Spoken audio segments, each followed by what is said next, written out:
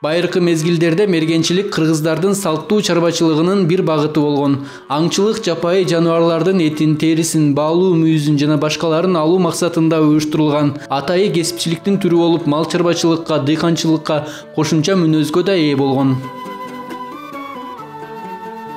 Ата бабаларыбыздан калган бул мергенчилик кесип 20-кылымга чейин эле сакталып калган. Бул мергенчилердин колдонгон буюмдарын көрүп турасыздар сиздер. Мээлеп аткан мергенчинин мылтыгы, бул жерде ар түрдүү буюмдары сакталып турат. Мергенчилер эки түргө бөлүнгөн. Байманаптар өздөрү ырахат алыш үчүн, дем алыш үчүн мергенчиликке чыгышкан. Экинчи түрү кедей кемагалдар, жөнөкөй адамдар өздөрүнүн турмуш тиричилигине керек болгондугу үчүн мергенчиликке чыгышкан. Аң уулоого чыгышкан. Ошондой эле мергенчилик кесипти аркалагандар ошол айылдын эң эле кадыр барктуу адамы болуп эсептелген. Жана ошол мергенчиликке чыгып бир айылды дагы ошо мергенчилик кесип менен багып келишкен. Кыргыздарда аңчылыктын капкан, тузак салуу, мүнүшкөрлүк, мергенчилик, тайган агытуу, бүркүт салуу деген түрлөрү болгон. Аңчылык объектилерине жапайы эчки, терс, жалпы жонунан кийиктер, илбесин, түлкү, карышкыр, майда жандыктар, канаттуулар, улар, тоодак, кекилик, кыргоол жана башкалар кирген. Жаныбарлардын түрүнө карата аңчылыктын тосуу, өңүү, айдоо, из куу, сонорлоо сыяктуу ыкмалары болгон.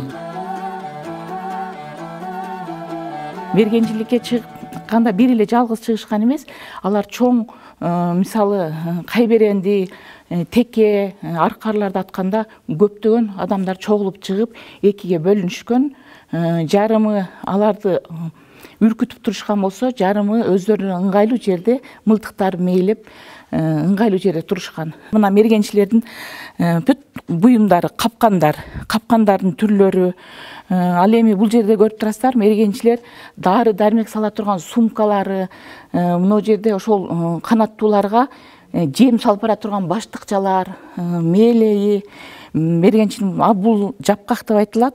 Каруулуу жаганда баягы батып кетпеш үчүн путуна байлап алган, байлап кийип алган, мына жапкак деп турат. Жана тайгаланбаш үчүн мергенчинин бул дагы ошо путуна кийген буюму. Байыркы мезгилдерде аңчылыкты жүргүзүүнүн эки түрүн колдонушкан. Топ менен жүргүзүү жана жалгыз чыгуу. Топ менен аңчылыкты кийиктерге, жырткыч хайбанаттарга жүргүзүшкөн. Аңчылыкка тиешелүү куралдар болгон. Ыңгайына жараша жаа, мылтык, тутма, кылтак, капкан, тор, тузак жана башкаларды колдонушкан. Мылтыктар сайсыз болуп милте менен атылган.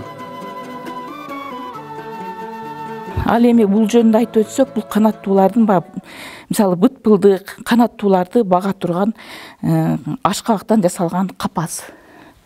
Бул мына жерде көрүнүп турган бул мүнүшкөрдүн баягы тур деп коет, бүркүттүү канаттууларды кондуруп багышкан, кондуруп турушкан.